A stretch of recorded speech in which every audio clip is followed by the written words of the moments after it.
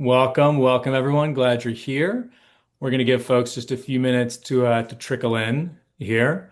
So welcome, happy. I think it's still Tuesday. Happy Tuesday. I flew in this morning from San Francisco, back to the East Coast. So I've had a bunch of coffee, feeling good, but it's one of those days. And so we'll give folks just another minute or two to trickle in really quickly. See a lot of folks coming in. Welcome. Thank you for being here. I know your time is very valuable, especially many of you in startups. I expect you're probably eating lunch. If you're on the East Coast, maybe sipping coffee right now. If you're on the West Coast, maybe something in between. But our goal this time is to be very valuable, very interesting, and hopefully like a lot of fun as well. But the real kind of goal for the session is to come away with like some real tactical tips that you can put to use even today. So I guess maybe starting off, we got folks in here. My name's Steven, head of finance here at Rillet. So I've been here at Rillet just over a year now. So I started my career at Walmart and SAP, saw QuickBooks, went to NetSuite, saw Sage Intacct, and just short story, I'm like, someone is going to fix this. Obviously, like very good, practical, useful systems, but just did not innovate, not taking care of customers, knew something was going to change. I met our founder here about a year and a half ago and said, where do I sign up? What do you need? So it came on to kind of build out the go-to-market function, and it's been crazy since then. So you may have seen Rillet, if you're not a Rillet customer already, we've raised over 100 million from Sequoia, Andreessen, Iconic. Really, like goal with Rillet is to replace NetSuite, full stop. So not kind of being cute about it.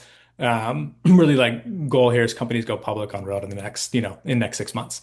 So with that, I'm really excited to welcome Marie and Paul to the stage. Both are Rillet customers and have been quite longtime supporters of us. So we love featuring our customers, especially on webinars like this. So I've been really excited for this. So I'll start with Marie. Marie is the CFO of Deck. Like many of us in this room, she started as an auditor at KPMG. So it was really in the weeds there. Has been a startup CFO ever since. So has scaled kind of multiple companies. Deck just raised a Series A. Kind of topic for today is fundraising. Some like tactical tools, tips, stories, share some kind of tidbits and anecdotes. So excited for Marie to kind of share the story of the Series A for Deck. And then also want to welcome Paul. Paul is the CEO, founder of Upstart, a Frac CFO and an accounting service. Paul spent his career both in VC and as the CFO before starting his own, accounting service here. His career is very impressive. Has raised both multiple venture rounds himself, has helped almost 100 founders raise over $500 million in VC funding. So he has seen quite a lot of different stories, has really been in the weeds in terms of both like financial modeling, really like the story and pitching as well. So we'll keep this conversation pretty casual. We'll have time at the end for questions there, but if you have questions, like feel free to drop them in the chat as we go. And yeah, we'll just keep rolling or drop them at the end. And so, Marie, I'd like to start with you. Deck just raised their $12 million Series A. Maybe we can start there. Tell us a bit kind of how the round came together, and then we'll jump into more specifics from there. Now, Marie frozen us. Can you still hear us? He's back. Oh, sorry about that. It Oh, just went on and off and on, I should say. Well, thanks for the intro. I could hear everything, but I saw myself frozen slowly, and I was like, oh, this is not good. But I'm back. Yeah, so our $12 million Series A, um, it was kind of unexpected. You're in the startup mode, you're grinding, you're getting your revenues in, you're setting the ground.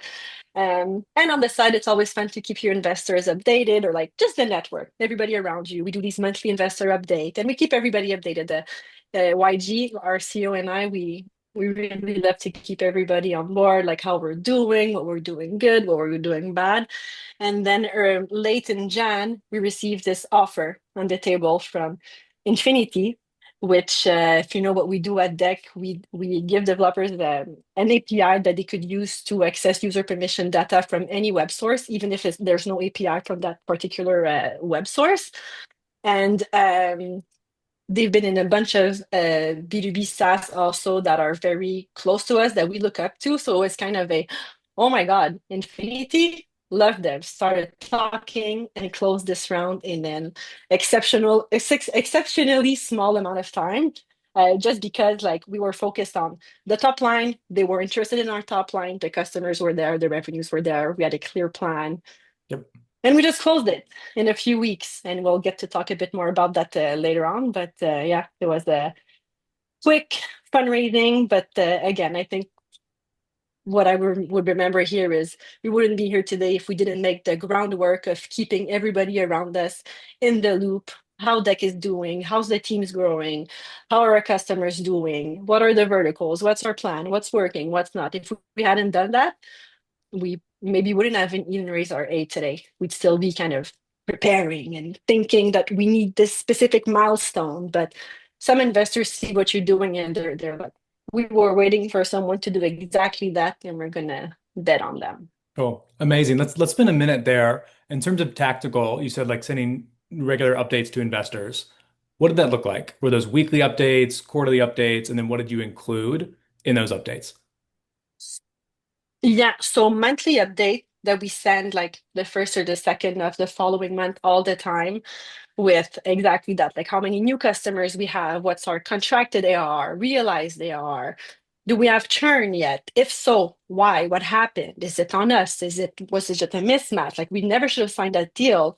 How are we doing in terms of burn? What's our runway? What's the plan with the money? If we had more money, what are the crazy things we would do to grow faster? Things like that. That's on a monthly basis with the short list of investors we have.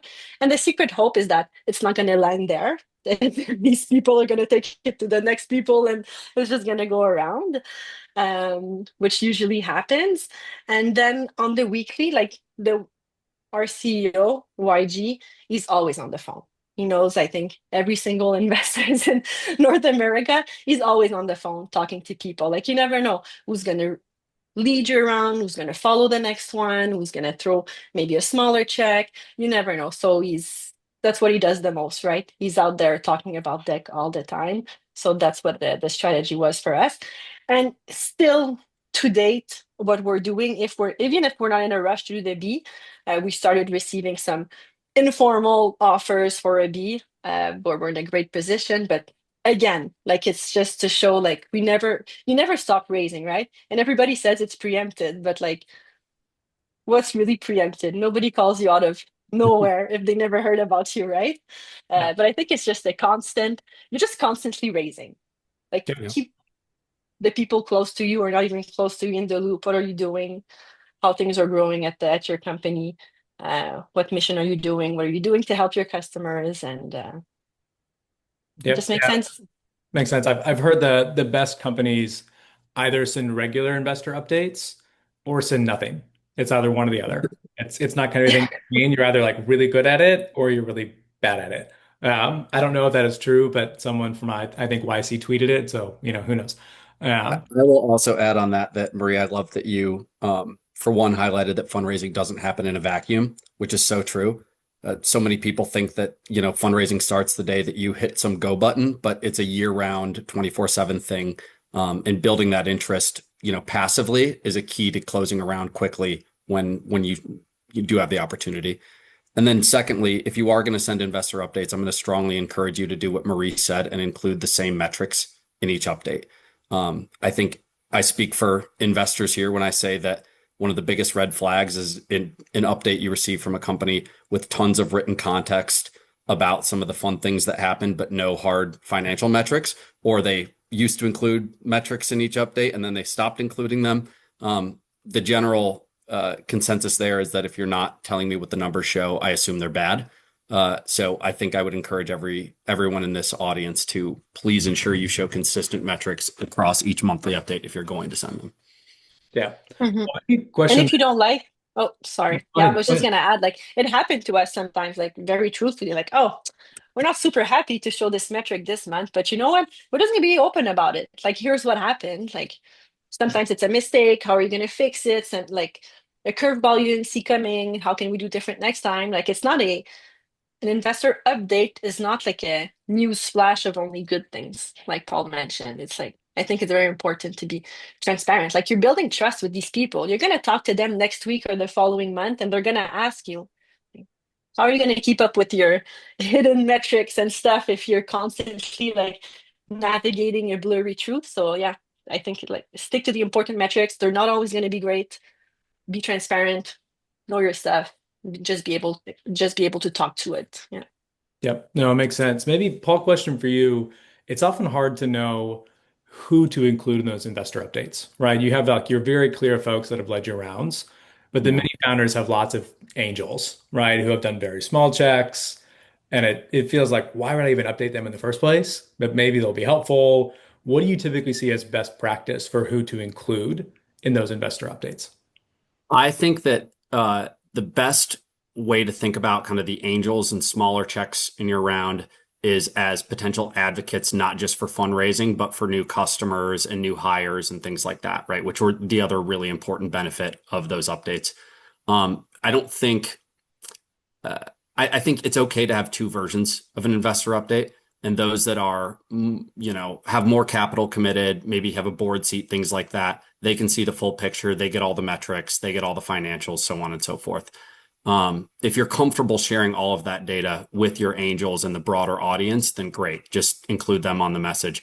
But if not, just have a parsed down version where you still highlight some cool wins, product announcements, new hires, so on and so forth, and send that to, I would say, not just angel investors, but anyone who's kind of around as a fan of the company. I love some of the startups that we work with that sort of build that fan club list, makes people feel special. You had a good conversation with them a year or two ago, and you get to stay on top of what they're doing. That's a great way to just get some free kind of growth and, higher referrals and good momentum. Yep. And I would also add in both of your investor updates, make it clear what help you're looking for. Don't just say what's going well with the company and, look for pats on the back, but tell them like, hey, we're looking for introductions to these specific types of organizations. We're looking for new hires in these specific roles. I find as someone who receives a lot of those updates, just as a friend of different startups, I love when there's something I can do to be helpful. And I'm sure a lot of other people do. So don't be afraid to ask. Yep. No, it makes sense. Maybe Marie, coming back to Series A for a minute. What was the toughest part of the due diligence process? Like it sounds like it came together pretty fast, kind of preempted in a sense, but obviously like DD's always a bit of a bear.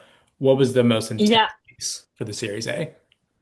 it's we didn't see it coming, and we came out of stealth mode like in last summer or October of 2024. So when I started working with the guys, I feel like I didn't have time to like prepare. Like I didn't have my clean folders with all my contracts and all the things they wanted to see, and the different every employee signed the IP stuff. And also, it was a bit like, oh my God, let's get everything together. Luckily, where we spent most of our time were our revenues. And this is where I also spent most of my time, like reviewing the MSAs and everything. So it wasn't too bad. But we feel like we weren't 100% organized since it came a bit ahead of time. So if I could go back, I'd spend a bit more time being ready for a due deal, kind of at any moment. You know where they're going to spend your time, right? So having all your contracts and your employment agreements and your metrics all in one easy place that you can share, that would be good. And the one thing to never take for granted, like it's not like I'm done with my financial stuff and then it's in the lawyer's hands. No, it doesn't stop there. I think this is where the hard work starts for you, CFO, head of finance, CEO. Like you need to own your deal, right? It's not like I'm done, throw it to the lawyers and let them do lawyer things. This is never going to end because they're very smart individuals and they're great at what they do. But then it's a lot of back and forth between people that are very opinionated, and you get into details that maybe are not super necessary. So I feel that once the like financial stuff is done and you start the paperwork, the legal work, this is where the grind really starts. Like the redlinings of the share purchase agreement and the share terms. And like at first it's a bit stressful. You're like, oh my God, I don't know everything, but like you need to know. Get on there, get on ChatGPT, get to know your deal, know your cap table. You're gonna talk to investors who are gonna be like, what about my pro rata? And then like if there's no space in the round, like, are you willing to do a secondary? But like at first, all this terminology, you're always a bit like, I'm not educated. Like I never learned that. But you're like, you know what? This is something that you don't learn in school or doing audits and stuff. Like you learn on the ground. So read the paperwork, own the deal, get in there. Yeah, get into the red line with your lawyers. This is where the harder work is, in my opinion. Because like the offer is already there on the table. The company has the results. You're giving them the backup, and then it's time to close the deal. And you don't want surprises months on, being like, oh, I didn't know. I didn't read the paperwork. I didn't think this was Yeah. my job. It's always our job to read the damn paperwork. Yeah. Yeah. That comes from having raised multiple times, Marie, Yeah. like it's easy, the first time to be, oh, I've done my finance piece, right? Like I've handled out Hmm. the numbers, we've signed the paper, they've done the due diligence and all the, ARR customers, et cetera. But you're right in that like the deal doesn't stop there. There's that next, hopefully not months, but weeks of like working with the lawyers back and forth. And like in theory, the CEO could own that, but that really should come from the finance leader in terms of driving A the right 100%. Yeah. there. 100%. Like to summarize all of that, like if you don't have time and you're in a crunch and you're like, I don't know, like I need to answer the lawyers tomorrow. Like the one thing you need to nail down is your cap table. I always redo it from scratch. Where we were, how much we're raising, what's the price per share, who's here, who's what are we transferring? I always redo it to the one share, like zero difference. So I know that what we're sending out and what everybody's signing on, at least everybody has the right amount of shares in the right category. Like seems pretty basic, but cap tables are hard. And it's Yeah. hard for the lawyers also. They make mistakes, we make mistakes. So if there's one place, if you don't have time to go through everything and all the paperwork, focus on your cap table, own it. I would just echo that and say that particularly in the current market, there's a lot of companies going out for Series A's that last raised a seed round in 2021 or 22, right? Market was hot then. Maybe you raised a lot of capital. You made it stretch longer than you thought. Now your traction is picked back up and you're ready for a Series A. If your cap table hasn't been seen by external eyes in the last 3 years, there's inevitably going to be some intricacies you have to think through. So if you've stacked up safe notes, think about how those conversions are going to look after you close this round. If you've had co-founders or early employees depart, make sure you know whether they exercise and how that's factored in, right? If you need to top off the option pool because you don't have enough shares to allocate to future hires after the Series A, plan for that scenario. The cap table is, I think, becoming an increasingly scrutinized item during diligence. Yeah, no, that makes sense. I want to come back on the due diligence piece a bit. I shouldn't say I was surprised in our round, but I'm always surprised at how much the investors back channel customers. Like they don't care about the references we give them at all, right? Because those are the ones that will say they're happy. But our customers got back channeled relentlessly, both during the Series A and Series B, where both like Sequoia and Andreessen Iconic wondering like, okay, like what's going on? Is this real? Does this work? Are folks happy on this software? And like thankfully, they got like some of the best feedback they've ever gotten on any like software category, which was awesome. But like that's what I find is true kind of in all rounds that I've heard from kind of peers is like VCs will just look up all the logos you have on your website and just ping all those folks. So it's good to have those ones on your website, obviously, but just expect that like people will outreach to them, and then especially like Marie in your case where you get preempted, then Hmm. make sure the customers are happy because then you can have that preemption where if not, if they back channel the customers and they're not happy with, the current product and software, it's going to make it very hard to do your raise. And maybe at a Hmm. simple level, just think through which logos are on your website if a raise is coming up, right? Like spend that extra time just curating that list. And if there's someone you're less sure about what they'll say, even if it looks like a nice logo, it might be smart to get them off. Yeah, it's very, very tactical thought there. The when Paul, you've like helped over 50 founders raise money. You talked a bit earlier about like the early 2021 days, but how have you seen fundraising shifted for founders and investors over the last 5 years? Oh man, it's been a crazy time, for sure. Wild ride. I would say the market today is a bit of a mixed bag where it's not as hot as 2021, which was good for everybody. It's not as cold as 2023, which was bad for everyone. But right now it's kind of bifurcated where valuations are actually at an all-time high, and certain companies, especially kind of some AI darlings, are raising more capital than ever at larger valuations than ever. Yeah. While I'd say the majority of startups still struggle out in the fundraising market today. The overall activity and dollars deployed has not changed actually over 2024 and 23 really, or hasn't changed materially. But you see that valuation uptick, and there's obviously something happening. I think a big part of that is just kind of supply and demand, especially at the Series A stage. I mentioned earlier there's been this backlog at Series A for the last 3+ years because a lot of companies raised large seeds in 2021 and 22. The valuations were high enough that they needed more time to grow into them. And so now investors have their pick between, a company that has been scaling for 4 years on a seed round that reached a higher ARR perhaps, or another company that is on the traditional timeline, raised a seed 18 months ago, has been growing pretty fast since then. It just results in a higher bar where they've got more options to pick from, and with that higher bar I think comes more diligence. Marie, you talked about this, and Stephen, you did as well, but the number one increase in diligence that I've seen is just looking at customer behavior and customer obsession. And I think that's partially a product of the current environment has a lot of hype and buzz driving growth spikes, Yeah. right? Early kind of tourists and testers want to try out every AI tool in the market, but they'll stop using it after a month and churn as soon as they can, right? Investors have been duped by that, and they now want to validate whether you've got real usage from real customers who are getting a problem solved with your product. So that's definitely an uptick. You talked about the cap table.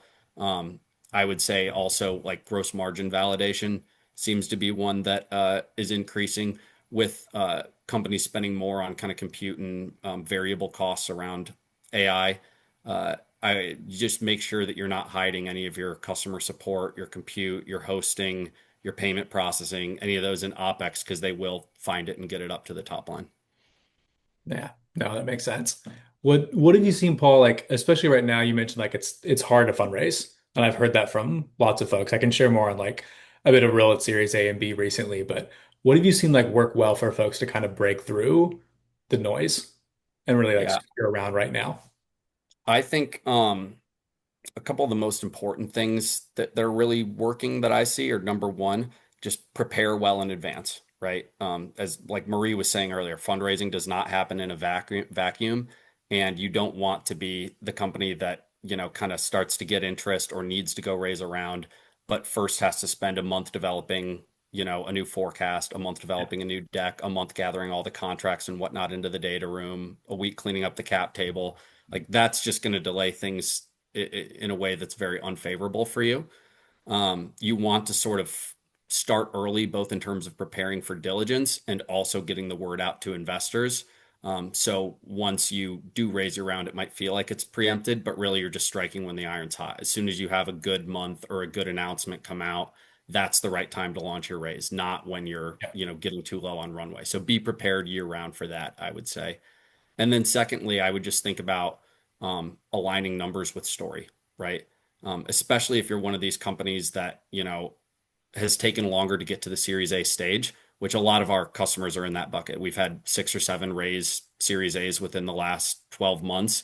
Half of them hadn't raised, in the prior 3 years before that, right? So in those situations in particular, you're going to have some hair in the data. You're going to have Yeah. early, churn from customers that prove to not be great fits. You're going to have price increases that float in, and so on and so forth. So don't just have all of your data clean and ready to provide, but make sure you can frame it in a way that supports the story you're telling. If you can tell a story verbally and then show data that backs it up, that's a really good way to have a quick diligence process. Whereas if you're telling a verbal story and then providing just kind of a bunch of unstructured, unformatted data that investors can dig through, you're sort of leaving it up in their hands to do the diligence and validate what you're saying, and that is a real risk. Yeah, I like that. The what resonates especially you said about like timing it well is that worked really well for us with the A is we could see like, oh, we think April's gonna be a monster month for us. We started like working with our current investors to kind of start sharing amongst their networks, like, hey, Rillet's really hot right now. Rillet might be raising soon, keep your ears open. Our founders started doing, Marie, like you said, a couple investor meetings here and there, just kind of warming up the market. And then April closed, monster month for us. Literally that same day, when our market said, hey, Rillet's here, like we're ready. Data room was prepped. and then started having requests come in. Our chief of staff was on it with the data room. We'd get a request from one of the investors, and literally 2 minutes later, he'd turn around and ship the data room. So like, want to show the investors right away we can execute here, right? We're on top of everything. But went right around coming off the monster month, said we're here, we're ready to go, and within like a week had everything done. Kind of similar, Marie, to your story, like just showing if you can have like the prep in place and get the story right and get the timing right, it makes it much more smooth. Whereas like if, I don't know, let's say we had a monster month in April, didn't raise, oh, that would have been a good idea. And then May comes around, maybe this rough month, something right now, it's much harder to raise that month of May when things are down. Whereas if you raise in April, then easy to like go off the back of that raise and kind of keep pushing the momentum forward as you go. Yeah. You need to Yeah. create FOMO amongst investors, right? And you want to close the round quickly. So having all your ducks in a row so that you can then, officially launch the raise at a time when people are going to see you as a hot commodity is absolutely critical. Yeah. We Mhm. And I'd probably add, even like once all of that is done, we keep speaking about like the speed and closing around fast. Once all these documents go out into the investors and into their analysts and get out there, get on a call, help them navigate. Here's how I built that forecast. Here's how I built my top line forecast. Here's like help them understand what's out there. Because otherwise, like we've all received like I'm very picky about my Excel spreadsheets and all. Like if they're not the way I like it, I'm like, blah, I hate it. I don't understand anything. So if I put myself in those people's shoes that receive hundreds of data rooms constantly and like they're just digging, if it's not easy to read or they become a bit disinterested, like just get on a call, like with the four analysts, let's walk through a data room. I'll show you like how I built this. With the storyline of the raise again, like remember, what everyone said, what the partner told you about this deal, and then you just keep putting all the numbers together, like Paul mentioned, just closing the loops and having the data back it up. I find it's very, it's time well invested to just get on the call with the analysts and help them navigate it. Yeah, agreed. Paul, what are some horror stories from raises you've gone through, or either just went really poorly, or maybe it worked out in the end, but was really rough in the interim? Yeah, unfortunately, have quite a few of those. I would say one that I've seen happening more often recently, and not quite as much at Series A, but more at seed and pre-seed stages, is uh, VCs verbally committing to lead the round, but not having their own fund raised yet in order to invest. Something that, I mean, startups, we all pay attention to the funding market for startups, right? But pay a little attention to how the fundraising market looks for VCs too, which right now it's as brutal as it's ever been. VCs are taking longer to close new funds than they ever have, and they're not closing as many large up funds as they did previously. So when you are talking to an investor, if they're interested in leading your round, make sure to ask what fund they're investing out of, how much powder they have left in that fund. If it's a new one, I would immediately be spooked and make sure that they actually have some capital closed and committed and in their bank account that they can invest, because otherwise they can drag things out and pull it at the last minute because they just haven't gotten that anchor LP that they thought was coming in, right? So Yep. that's a huge one we've seen lately. And then the other thing I would say is just, and this gets back to the importance of being prepared, but VCs form first impressions very quickly, right? And especially if you're a company that's kind of heating up and, fielding inbound interest, it's tempting to just sort of hop on a call and, you know, give them what you have and see what they think. I've even done, I made this mistake with OpStart back in the day, even. So this is personal for me. But you want to make sure that when you're entering that first meeting, you've got data that aligns with the story you're telling. A couple more recent ones that we've seen with clients, like one client told a story that, involved solid growth, provided just a historical P&L after the first pitch meeting, and the P&L showed flatline revenue or flat top line revenue. It turns out that really it's because they had one very large one-time deal the prior year that was just opportunistic. Their ARR growth was nice, but in the P&L they provided, it wasn't easy to tell that, right? So that led the investor to pass preemptively because suddenly they've got a sour taste in their mouth, even if we could come back and show them, after a couple of weeks of putting the data together, that really they were looking at the wrong story here. Similarly, right, had a customer that provided a customer data set just of all their revenue by customer by month for the past few years, it showed that they had a churn problem. In reality, the churn problem was related to a legacy product that they had sunset, right? And they were just kind of slowly getting rid of customers on that product. With newer cohorts, it was a much different story. They had found their ICP and really figured out how to make it work. But the data file they provided wasn't tagged accordingly. It wasn't clearly called out. And so VCs just got in their head that this, business had a churn problem, and suddenly that's it.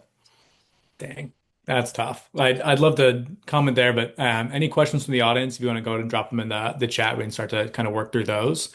But you're right, Paul, in that like the data you share, we have a lot of context on it, right? So we assume everyone else will as well. I remember this is not fundraising related, but my early CFO, when I was doing like budgets early in my career and was sharing these templates with our department leaders, the templates were like all in finance jargon. And he's like, dude, delete this whole thing, like start over, right? Like the operations person has no idea what GM percentage means, right? Spell it out clearly, say gross margin, right? Like be very clear and consistent with what is here. Otherwise, like you're just going to confuse folks. So it works similarly, across here with the fundraising is we just assume that these folks have context on the business, but we should assume that they're idiots, frankly, and have no context and like need everything spelled out for them. And then we'll make sure we don't miss things like, oh, whoops, this other product is churning, but this one isn't, right? So we can be clear there. I'll add one point too that like Marie mentioned earlier, make yourself available to get on calls with the analysts and walk them through the data. Fully agree with that. And I also think it's a good way to assess whether investors have serious interest or not, because we all know that getting a firm no from a VC can be tougher than it should be in this world. People will just kind of hang around the hoop and, wait to see who else is investing or, drag their feet. If people are not looking to get on calls with you and dive deep into the data and get access to the data room and asking a lot of questions, it's a good sign that they're not seriously interested in leading you around. So just move on and start focusing on the next ones. Don't expect anything from that audience. Yep. Yeah, it makes sense. Good question from Leo in the chat about valuation discussions. How are investors thinking about value in companies, AR multiples, comparable deals? What are you seeing, Paul? And then Marie, maybe go to you. How did you think about it for the A, what you can share? I'd say the benchmark is still ARR multiples, but that it gets a little bit tricky in situations where the revenue model isn't pure SaaS, right? I think in historical years, most companies that were raising had or were trying to have a pretty flat SaaS revenue model that was easy to understand. Nowadays, with usage-based, AI token-based revenue kind of upticking in popularity, you should expect that your quote unquote ARR, your annualized last month's revenue, right, might not be valued the same as on other companies because revenue models differ. But I would say that overall, it is kind of that annualized revenue is the overall valuation driving metric. Yeah. Yeah, I agree. And even if we're not always in the like 15 and 20s, like back in 2021, it's still picked up, right, Paul? Like in, I don't know, 6, 8, 10, 12. So it's still pretty good. And one thing that's very different in the last like 6 or 7 years when we raised with the previous venture, right now it's not just top line. It's a healthy burn, not profitability at all costs, I would say, but like efficiency. 100%. Like how many people are driving this? Because like we go back 5 years, you were raising to hire more Mhm. people, pro people, like more developers, bigger back office teams, people, because people were doing the work. But now it's shifted. Like investors expect efficiency. We have all the tools in the world. I'm like, we're going to Series B right now. I'm a one person back office at Deck. Like, we don't have a back office function. We don't have HR. We don't have legal. We don't, like, we do it all. We use the tools out there and we expect the same from our developers. Like, are you, like, before you hire, show me that you're using all the tools that are available so that we don't just go and keep throwing bodies at stuff, right? 100%. So efficiency, I wouldn't say profitability, but efficiency for sure. Yeah. Yeah. You can't, it's not growth at all costs by any means. We had a client that, was going to market attempting to raise somewhat recently that had like 5x year over year, just top line growth, but they were discounting like crazy and spending way too much in CAC to get it, and their unit economics were negative, and they did not get the offers they were looking for from investors, which I think they would have in 2021, right? But people are looking at from an efficiency standpoint, like is your burn trending positively as you grow? Are your CAC payback metrics really strong? And is your gross margin pretty validated?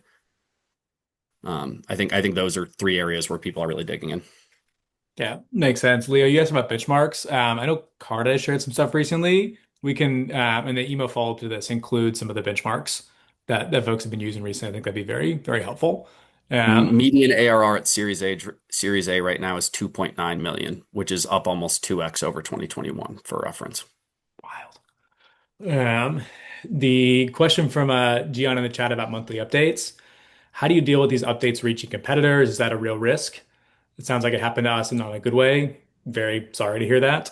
My like TLDR, I just assume they're going to see it. Like I hate to even like think that way, but we kind of just assume competitors are going to see it at some point, and therefore like either anything that's very sensitive only restrict to like our real serious investors like Andreessen and Sequoia, like the folks who are really on the cap table there. Don't share anything sensitive with angels, because yeah, otherwise like I don't know, this stuff always leaks, even like amongst VCs. I don't know how many investors are on the call, but like they all talk to each other, right? They all share numbers and deals, and like it's all very kind of network driven. And so there's always some risk that numbers leak, and just need to be sensitive to that. Mhm. Yeah. Yeah. And if the competitor is on the lookout and they're that close, like you said, Steven, they'll get the information. I mean, they'll get into like fake customer calls just to hear about their product, like get a demo and stuff. Like Yeah. it can be pretty aggressive in our market. So yeah, as like if you put something on that investor that you're like, if this were to leak, well, maybe not put it there. And like you said, keep Yeah. that for your board, your strategy meetings with the Yeah. board, because things that are written never disappear, right? It's like we tell our kids don't put stuff on the internet because it's never going to disappear. Well, same for your investor later. Once it's written and out there, you can control it. So yeah, be Yeah. mindful. I would also add, like, definitely don't share something that competitors could use to crush you if that exists out there. But you've also probably been on the other side of this deal if you're a founder where some VC advisor friend in the network has sent you I just heard this about one of your competitors. How often have you actually been able to use that to do something meaningful against the competition, right? Like, I think you don't want competitors to find out more than they need, of course, but also the benefits of spreading the word and getting information out about your progress probably outweigh the risks of that falling into a competitor's hands in most cases. So, consider how much damage someone could really do if they got that information. Yeah, but I agree. It's hard. I don't know that there's like a good answer there. We've talked quite a lot about. I've talked with our founder about like the building in public kind of mindset. The good part is you get to like release features and customers and like get to be very loud about it. The flip side is like you basically share your roadmap with competitors, right? You release a cool feature and then they see it like, oh, I should build that too, right? So if you kind of kept it behind closed doors for a while, they might not see it. But the real like solution there is just to build faster, right? Is like keep the velocity going and shipping faster. And so I think about that kind of same framework with investor updates is in some ways those numbers should be stale, right? Those plans should be stale. And that like if we're continuing to move fast and execute on the business and go to market side of things, then like one, let's keep the secret stuff out of there. But anything else, like let it be stale. So, as long as we keep moving fast, I think we'll be okay. But it's hard. I don't know that I have a great answer for you. Um, and then another question, I haven't had experience with this, but Paul, Marie, maybe you have. Have you had any investors bring in third parties to do due diligence or do analysis as part of the investment process? I'll say I haven't. I think this is a lot more common in like deep science and healthcare type of realms. Like when I was actually a VC, we used to use a lot of those kind of third party expert consultation services to line up calls. If we're looking at a healthcare business, we talk to three or four doctors in the space, right? Or providers that would in theory use the tool. It's kind of similar to, cold calling the logos on your website, like you were talking about earlier, Stephen. Um, if it's not a business and a user base that investors intuitively relate to, they might bring in third parties to help with it. Um, to me, I don't know that you can really prepare much for that reality, other than just you've got industry expertise on your team, presumably, and they should actually thrive in a call with someone else who's an expert in the industry. I'll just note that if you get the wrong expert, because everyone's going to have a different opinion, right? So if you're on a call and the VC is bringing in an expert whose opinion you disagree with, maybe have a couple of your own that you'd be ready to pull in who are, fairly neutral, unbiased parties, but just happen to believe in what you're doing. Yeah. Like I'm not a Rillet investor, but if someone were to have called me during Rillet's diligence looking for perspective on the accounting software market, I would have said good things. Ah, thanks. Yeah. Yeah, it's always tricky with those third parties. I like the idea of having kind of your own validated folks and even like pushing back on the VC like this person sucks, right? Mhm. It's not a good external Yeah. validator. They're wrong. And you have to have evidence for it, right? But like they're wrong for these reasons can be helpful there. Yeah, and if I would go back to one of my initial points of like controlling the process and the narrative. Like, it's not just because it never happened to us because I feel like B2B SaaS, most often than not, correct me, Paul, if I'm wrong, like it's quite simple, right? Everybody can understand what we're doing. But if we were to get into these, like, we need a consultation for a hard tax matter, or I don't know what, I would try to always like push the brake a little bit, being like, hey guys, what's the maximum exposure, the maximum liability we're talking about here? Are we all willing to spend $100,000 for an expert for a, I don't know, $15,000 penalty that's maybe lying over our head? Like, I try to like, why are we doing this exactly? Who are we protecting? And is it worth it going into this rabbit hole? Because like the rest of the unit economics are there. Is this worth it? Just make sure to have this conversation before leaning into a side process into your round. I'd be careful. Yeah. Yeah, agreed. Fantastic. Um, if there's any like other questions from audience, I think we're good to wrap like a little early here. This has been like an awesome discussion. Maybe kind of wrap up, Paul, Marie, any like parting thoughts on fundraising? I'm thinking specifically like anything you would have done differently in any of the recent fundraising processes that you wish you could kind of go back and do again, or anything you're really glad you did that you would recommend for future folks. Lean in. I would keep being as invested as I am in my rounds. Like, I want to know everything that's happening. We want to be part of every conversation. We want to be as efficient and as fast as possible. And something I can't quite seem to get over year is being more prepared, more ready. Even if I feel like we're always improving and I know what's going to come my way and all, you never feel prepared enough. So, Yeah. but it's hard to Yeah. have the time to always do it right. Yeah. I fully agree with Marie. That's been the common theme, I think, is just being really, really prepared at all times for it. I would also add two things. Number one, just when you're actively raising, be all in or be all out. The most common, I think, mistake I see with companies is you sort of soft launch, start to raise, and then stay in that we're raising in the background type of mode and talking to investors as they come across the pipeline. And that just removes all the competitive dynamics from the round and really works against you from a leverage standpoint. So if you do launch the raise and you don't get the initial interest to where you think it's going to close quickly, just hit pause, go back to building and, launch again once you feel like you have the interest drummed up. And then number two is, you know, just think about not just kind of who's offering the best term sheet, but who you're going to want to work with for the next 5 to 10 years, right? Especially as a lead investor. There's if any of you guys watch the Silicon Valley TV show, the famous scene where Monica tells them not to take the highest offer because it'll set unrealistic expectations and whatnot. That's totally true. But also just like look at the investors' reputations, consider how much you just kind of jive with them on calls because you're not, in most cases as a founder, you're not making money when you raise your Series A, right? You're making money years later based on the success after a Series A.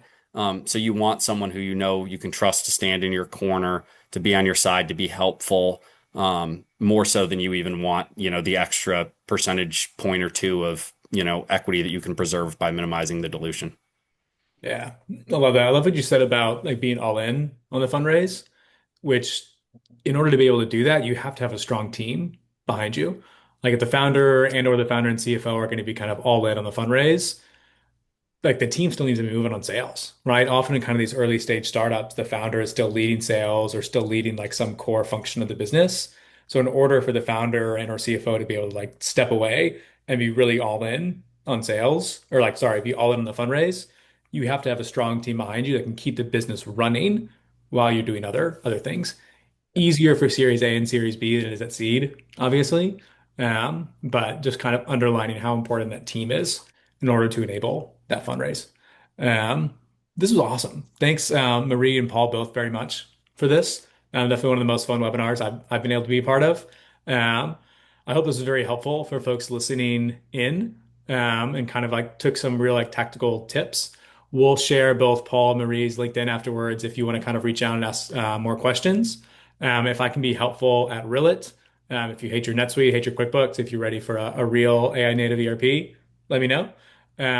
Otherwise, like genuinely, thanks for coming. This was a lot of fun and see you soon. Thank you. Thanks, everybody. Thank you so much, Stephen. Thanks, Paul. Thanks, Marie.